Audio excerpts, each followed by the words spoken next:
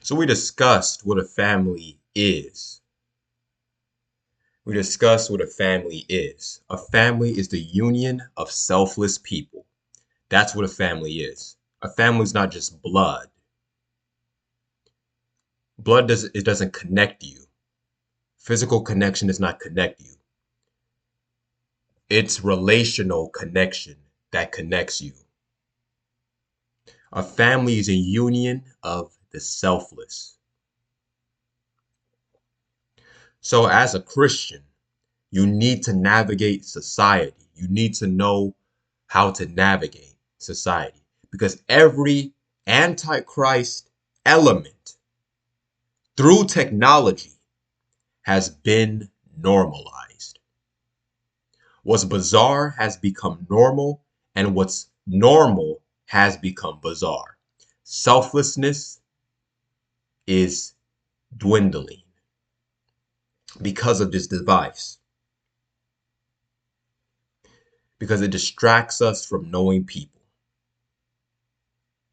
It distracts us from living meaningful lives.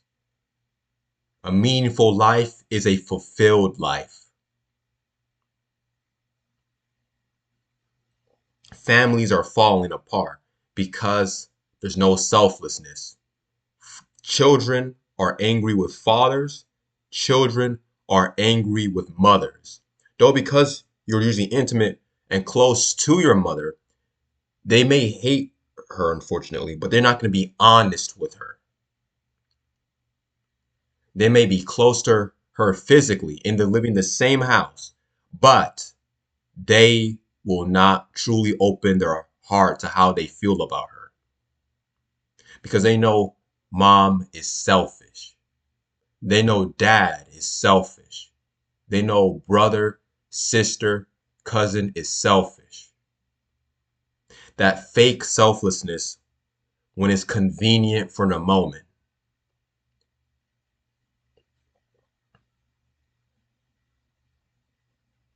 The basic quality of humanity is selflessness. It's funny, really, because the the most human wasn't even a human. I'm talking about the Lord Jesus Christ, the Son of God. He wasn't a human in the sense that we are. Sure, he was born of a mother and all that, but he showed someone who wasn't even human, right? He showed us how to be human.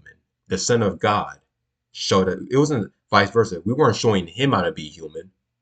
He was showing us, God's Son, how to be human. And the most human image was his suffering on the cross. He's showing that be willing to suffer for the next man. Be willing to lose everything for the next man.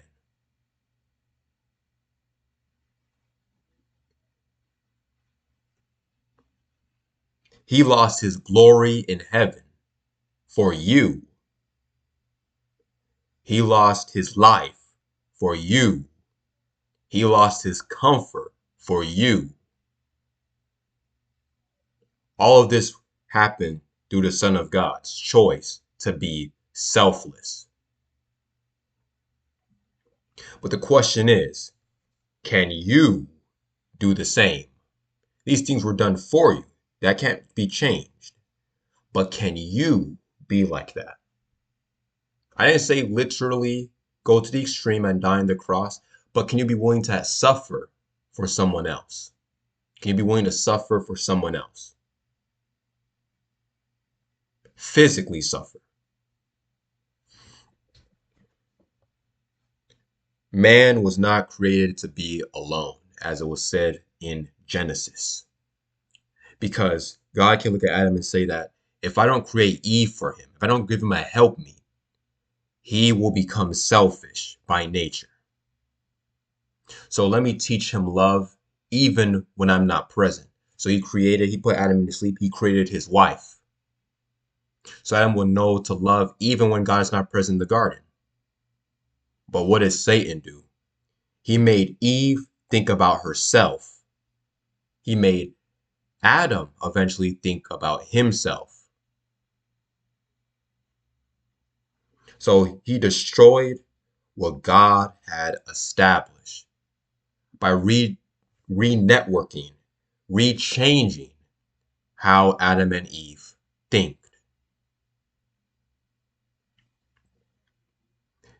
It was no longer about what God thought or what God said. It was now about themselves and how they can be like God. Something that has nothing to do with anything God commanded.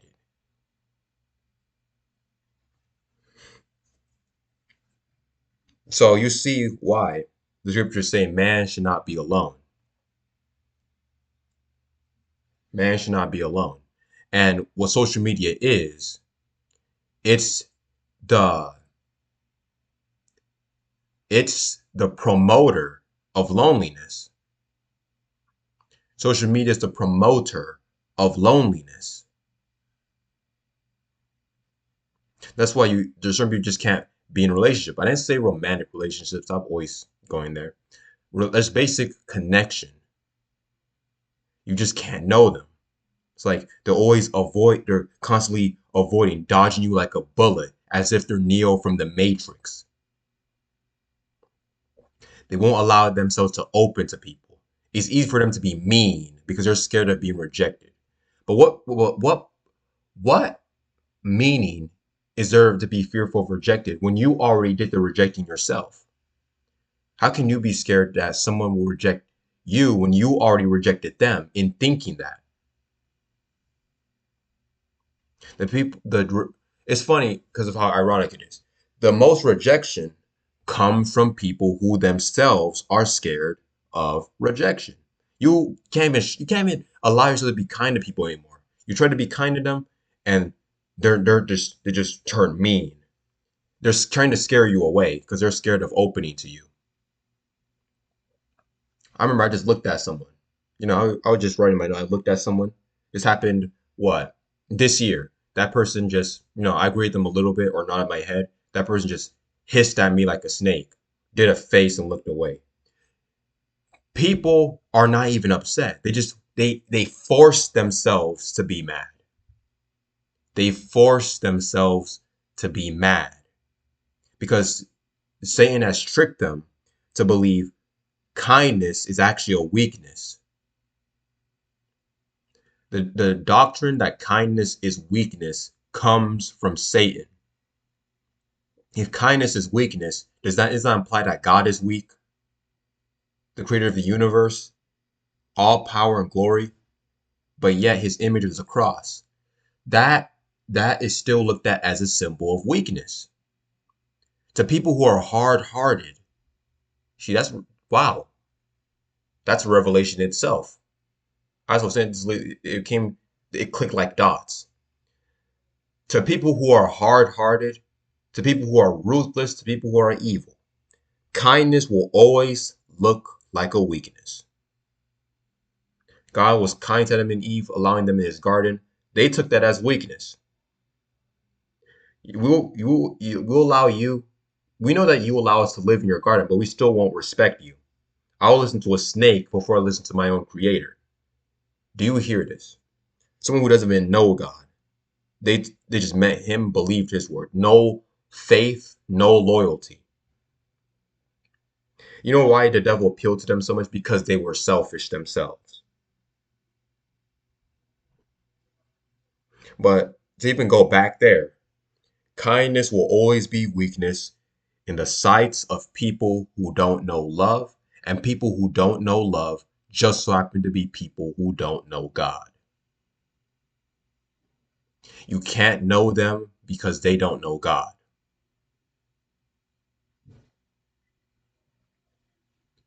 If loneliness is on the rise, then godlessness is also on the rise. You can't have one without the other. And that's just a fact.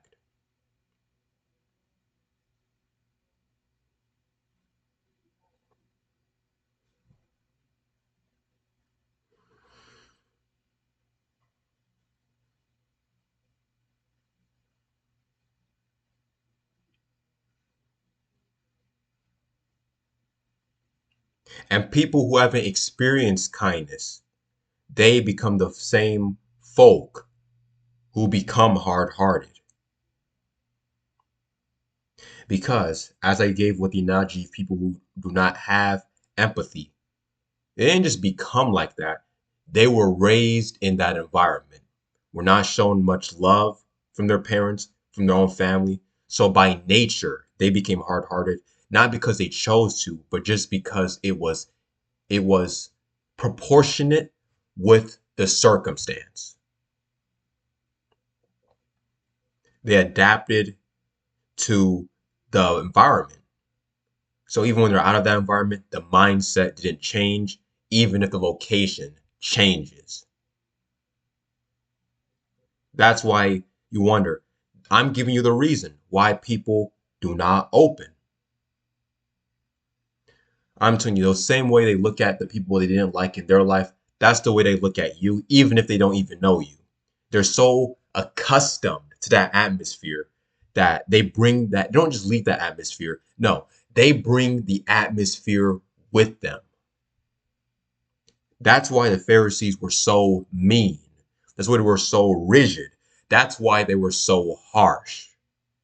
Because they were raised in a bad atmosphere. So even when they met the most kind and selfless man, they couldn't even respect him. That's what I'm telling you, the reason why people become hateful. If you do not love, know, if you have never experienced love, you will never respect love. You will find a way to hate even people who have no reason to be hated.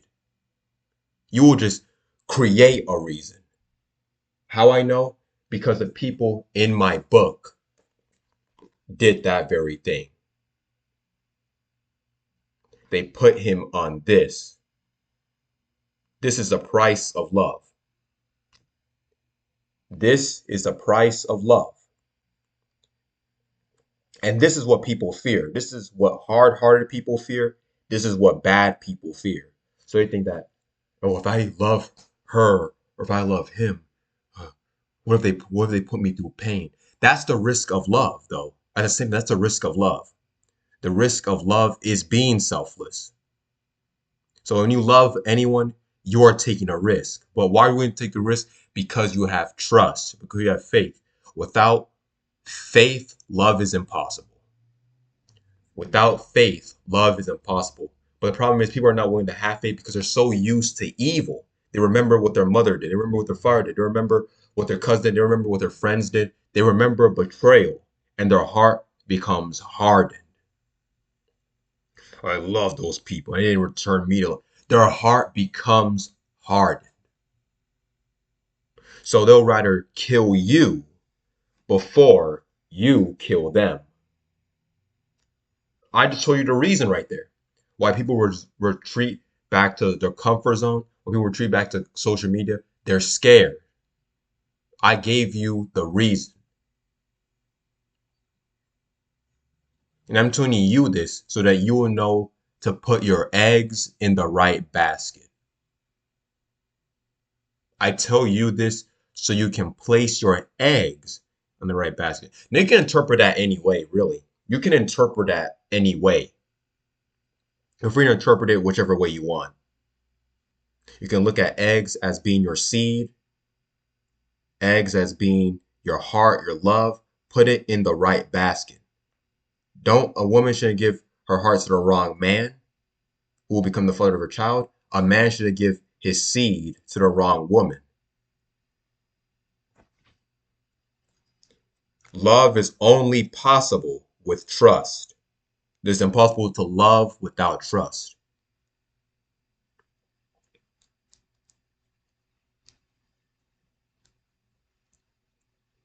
If you love Jesus, you have to trust Jesus. That's why it's impossible to follow Jesus without loving him. It's impossible to love him if you don't trust him. Why would I obey your commands when I can't even trust that you're a good person? See, you need trust if you're going to love. They go hand in hand. But the problem is the Pharisees had trust issues. They were used to probably harsh mistreatment from the Romans. They're probably used to all kinds of uh trauma. So when a righteous man came, they couldn't even give him the credit. They couldn't even treat him as a good person. They're so used to evil that when they come across good, it's alien to them. So they treat good as if it's a different form of evil. So now you know the real reason why this happened. The cross is the literal physical representation of the price of loving.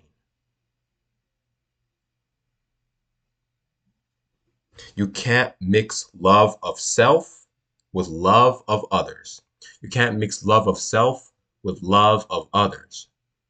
If you love yourself too much, you're going to want to protect yourself. And because you're going and wanting to protect yourself, you're going to end up uh, denying someone else.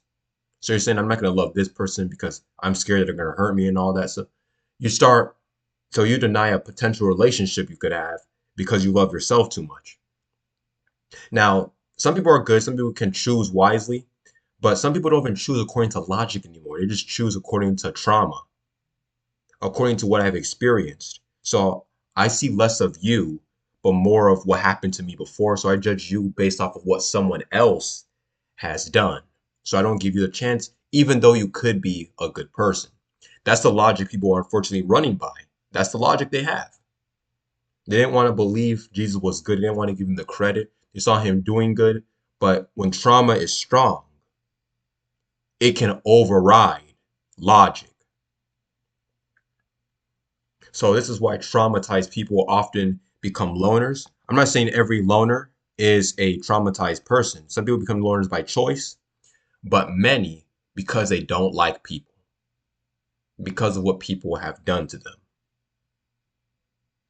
And what God is asking every human being on the planet is that they trust, that they go beyond their pain and trust. Because trauma is an indoctrination in itself. If you believe trauma, if you believe the past more than your present, if you believe what happened before more than your own eyes, then you will be deceived. There's a powerful indoctrination power with trauma. Powerful indoctrination power. In so much that you're so accustomed, you're so used to evil that when good is in front of you, you can't even respect it. You're too busy comparing it to the last thing in so much that you can't even see it clearly anymore. I believe every traumatized person has the potential to be healed, but healing is not just something that happens to you. The scriptures show us that healing is a choice. It's not about how skilled of a doctor you are. It's about how willing the patient is themselves. It's about how willing the patient is themselves.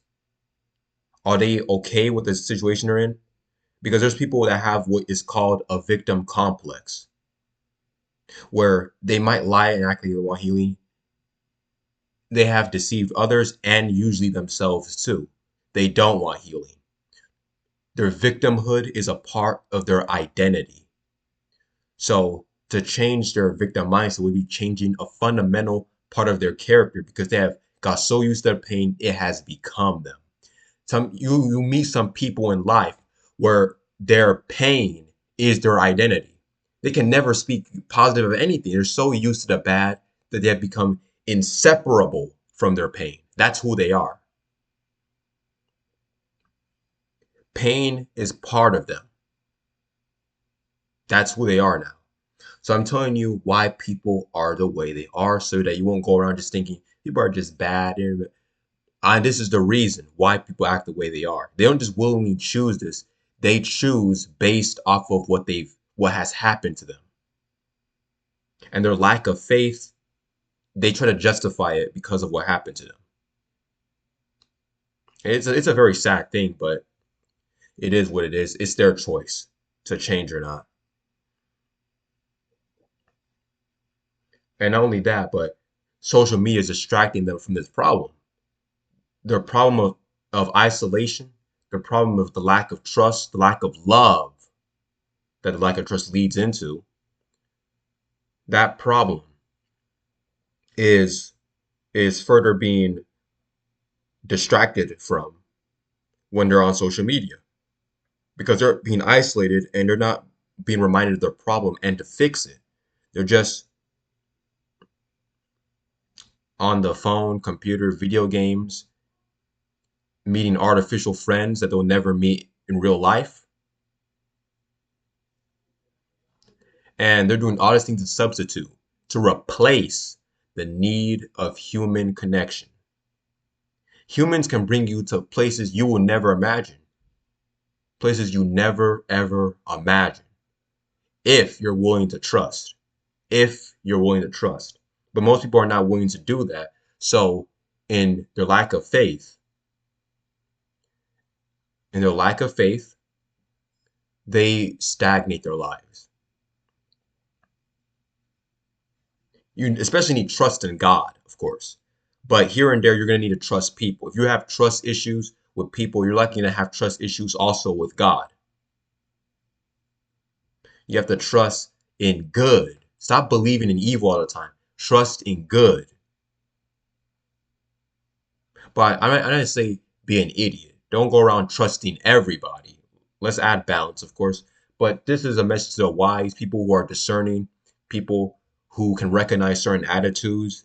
I know I trust you to know who is worthy of the egg, to put the eggs in the right basket.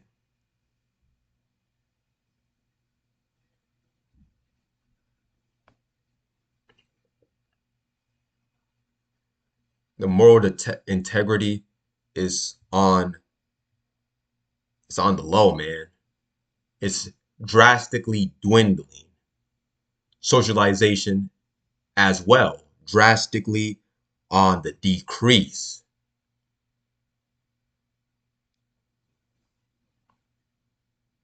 Social media can be good if it's not in the hands of people who are dysfunctional. But it's too easy. That's the main problem with social media. It's too easy to be dysfunctional. It's so consuming. It's so captivating that if you're not disciplined, it will distract you. And before you know it, you begin at 6 a.m. and you finish at 9 p.m. Wasted your whole day. Could have got a lot done. That's why social media at times is dangerous. It's not so much about the thing itself. It's about knowing how to rightfully use it without getting distracted. Because that's its goal, to get you distracted. That's why you can't just watch a video. You gotta pop up all these other things so that you can watch that. All of it is strategically designed just so that you don't click off and leave and do your own thing. It wants you to be more committed to it than to your own life. I know YouTube will never make a mechanic where you can watch the video without seeing other videos on the side. All these things are just to captivate you. I mean, no, literally, a mechanic where you press a video and you don't see other videos. When it ends, it ends. You can rewatch it or what, but it does recommend other videos. I know they will never do that. They will never do that because they got to keep you looking. Because if they can't keep you looking, you will eventually leave, and they're scared of you actually improving. Because if you just sit down without anything and just wait, you'll realize what your problem is and fix that. But they have to distract you so that you don't socialize, you don't have a meaningful conversation, you don't have a life-changing relationship, you don't change anything. Just entertainment, entertainment, entertainment, distraction, distraction, distraction. Entertainment is indeed the greatest distraction. That's why people are low quality because they're distracted. Things they should have improved long ago, they did not. Yet they know about stuff like the next movie. When it comes to things that are relevant, they don't have any of that. That's why they're still rude. Again, crucial traits. They don't have that. No manners. These things you build up as you socialize, they lack that. People are acting like dogs, like animals that just do without consideration, do without thinking. That's what social media designed people to become.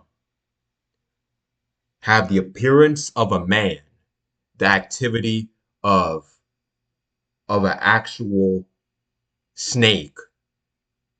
Everyone's out to just bite and take what they think is theirs. Animals.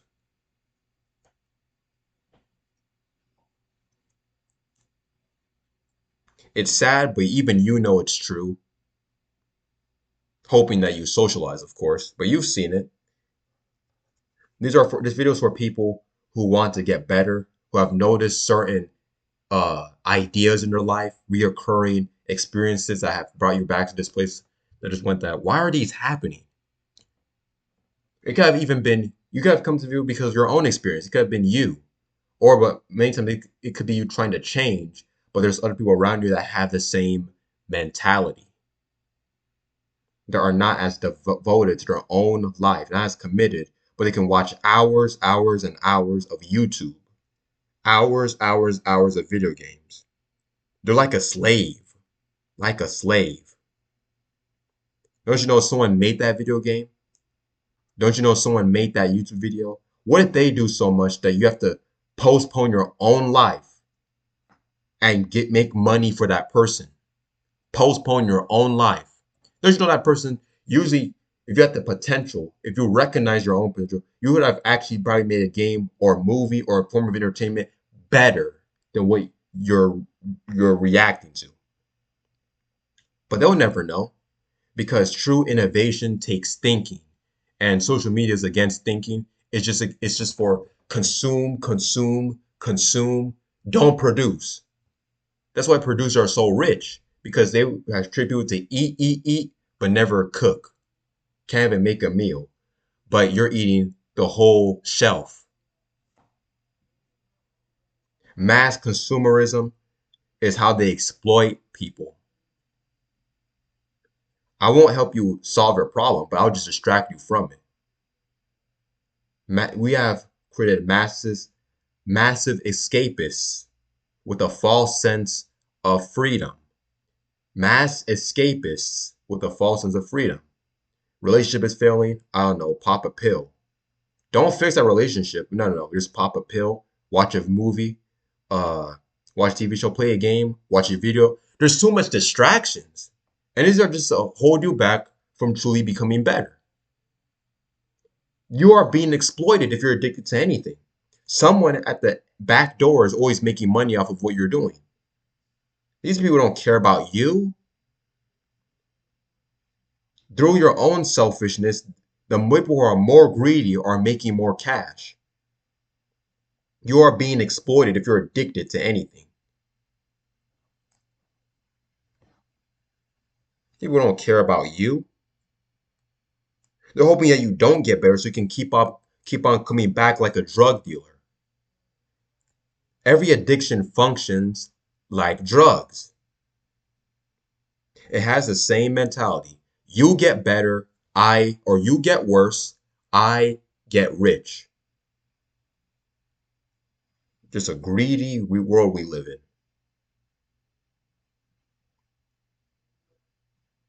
It's like a reverse of selflessness that the Lord showed. Right? It's not that I die so that you can live. It's that, no. You die and I profit. Slavery really never ended. It just took a new form. People are being lied to, exploited.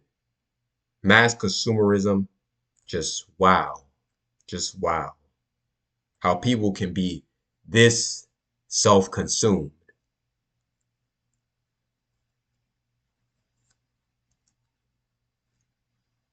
But they will answer to someone bigger than themselves, of course. But this video is to the consumers, that they learn to, rather than eat off of another man's harvest, that they learn to make their own field, cultivate their own field, create their own fruits, become their own farmer.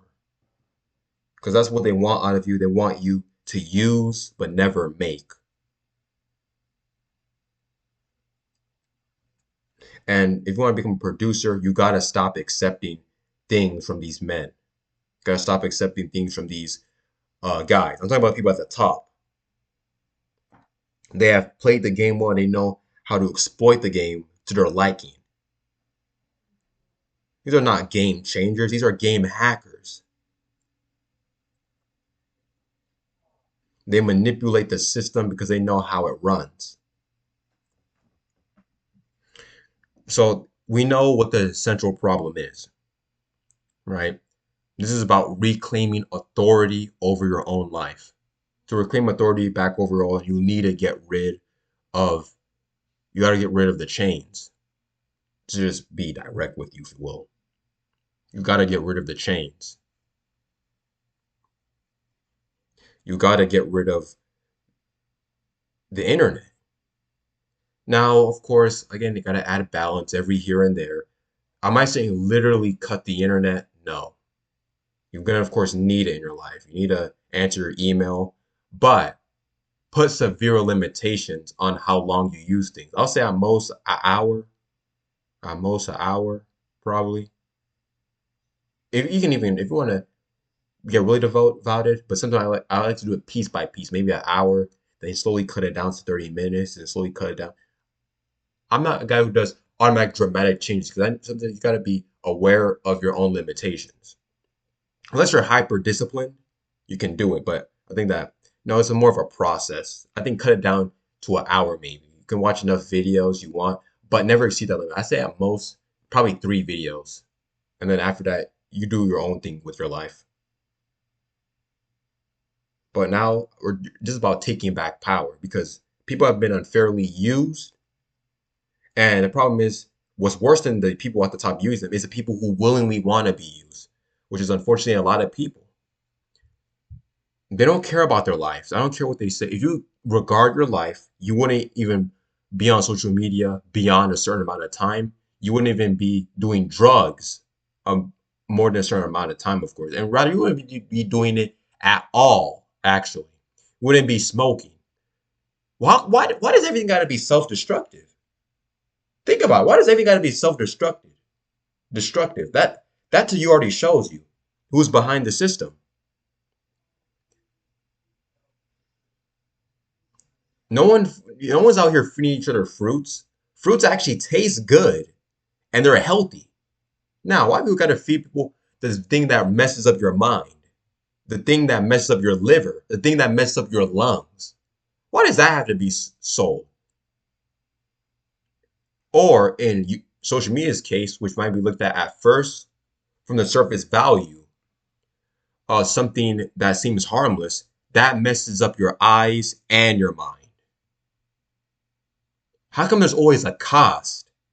You don't socialize as much, and in the midst of all that, you are now using a pair of spectacles because you have strained your eye to the T.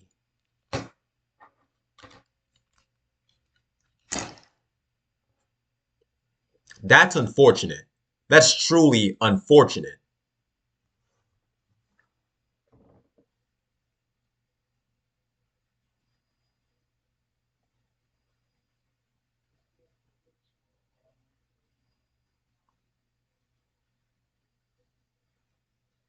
Music, too. I just thought about it. Music, every addiction functions again like drugs.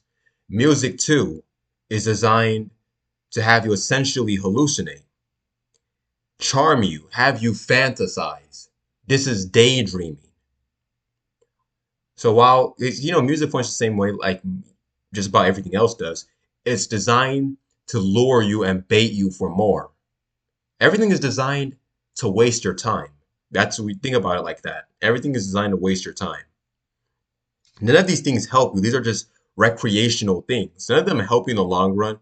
Your life is still out of order. But these things are just supposed to hold you back like chains from actually fixing the problem. You have power to fix it, but these things want to hold you back and distract you. That's why I say get away from these things. Just get away from these things. The TV too is your enemy. All of this stuff is your enemy. If people knew that these things were against them rather than for them, they would not be giving into it, but they don't know. That's why most people fall for these tricks. They think it's for them. They don't realize the actual agenda. YouTube is your enemy. TV shows are your enemy. Movies are your enemy. All these things are your enemies. But you think that, oh, they give me leisure time. How can you have leisure time? You don't even have work time. Leisure time is for when you're not working. But if you don't work at all, how is that leisure time? Leisure time is not supposed to be 24/7. If there's free time, that should imply that there's work time. But people don't have work to fix their lives at all. Every time is free time. So there's no time to progress. There's no time to truly satisfy themselves. They have to always be a slave to be happy. Reject these things, guys. Reject these things. You don't need to do that. I don't know who put you that in your mind, but that's the consumerism mentality. That's what we have been programmed to think. I'm saying that take back control. Take back control and take after the ancients. Because the ancients knew better. There was no drugs. The ancients weren't messing up their perception of reality. They weren't deluding and deceiving themselves, driving themselves insane. They weren't smoking. They weren't destroying their lungs. They weren't drink. Oh, well, many of them were drinking, but they weren't addicted. They weren't drunkards that could not function in daily society. If they couldn't function, how do you think they would have built these massive structures? And surely we're now looking into technology. They did not exist in their time.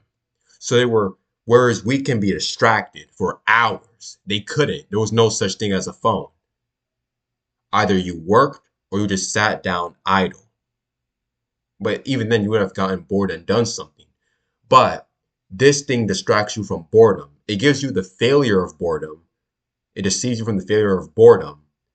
But it doesn't.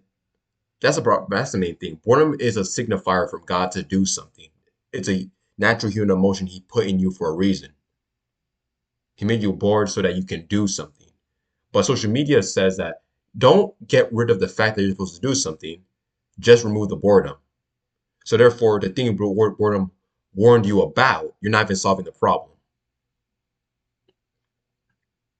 So it's like getting rid of a critic. It's like getting rid of a critic. Like you didn't solve the problem he was criticizing you for, or did you just get rid of the guy? So now you're just left with your own lies without correction. Boredom is supposed to correct you to do something, but they have removed boredom. So who's correcting you that to the fact that you're not doing anything? Nothing. My goodness, my God, my God, my God.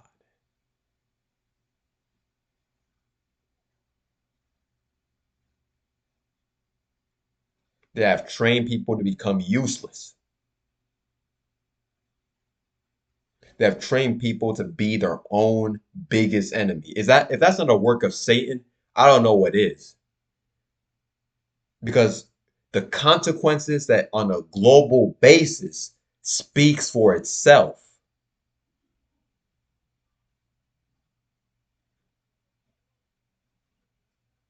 People's own house have become their prison. People should have had whole families by now, generations, because they can't socialize.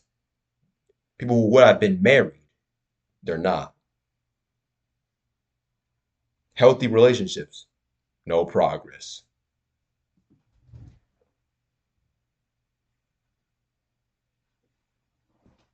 So, I think it's safe to say we discussed the central problem with social media. But at the end of the day, all I gotta do is just walk out this room and see that people are still.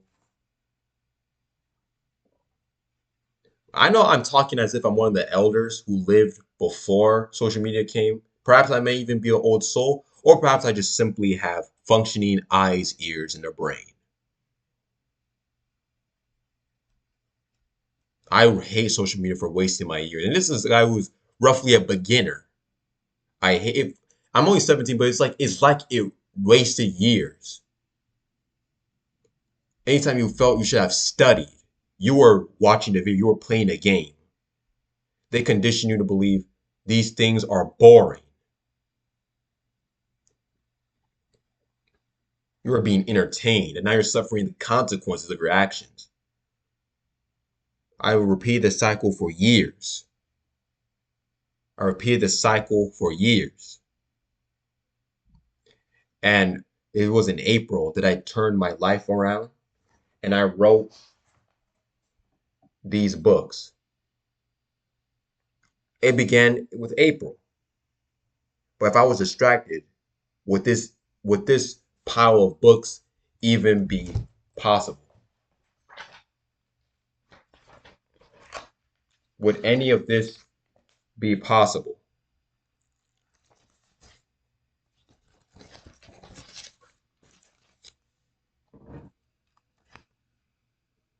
These are just things about the scriptures, the Holy Scriptures.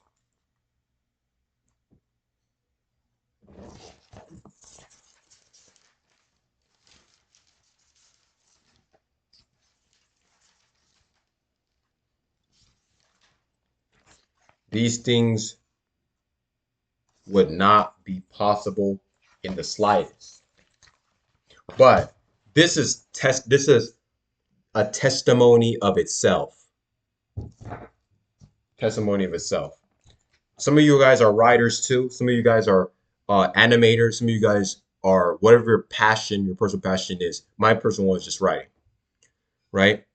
Whatever form of expression you have, that's what you ought to work on. But many of you guys are distracted. And you have potential because I don't believe God put anyone on this world without at least a talent that is exclusive to them.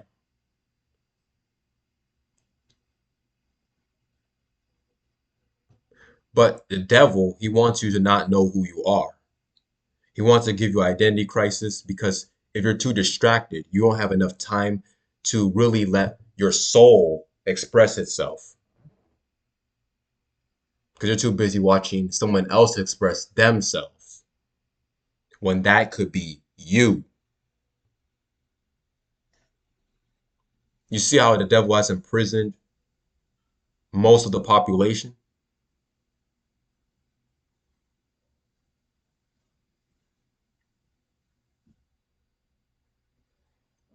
But to do this is going to take sacrifice. It's going to take sacrifice. You need to nail your pleasure to the cross. And the more you do, you'll get better. You'll get better. The more you do it, you'll get better and use your time more wisely. Time is currency. You waste it, you are literally wasting your life. So live life to its fullest. That being said, once more, thank you all for watching very much. I'll see you in the next video. Goodbye, peace, and may God bless.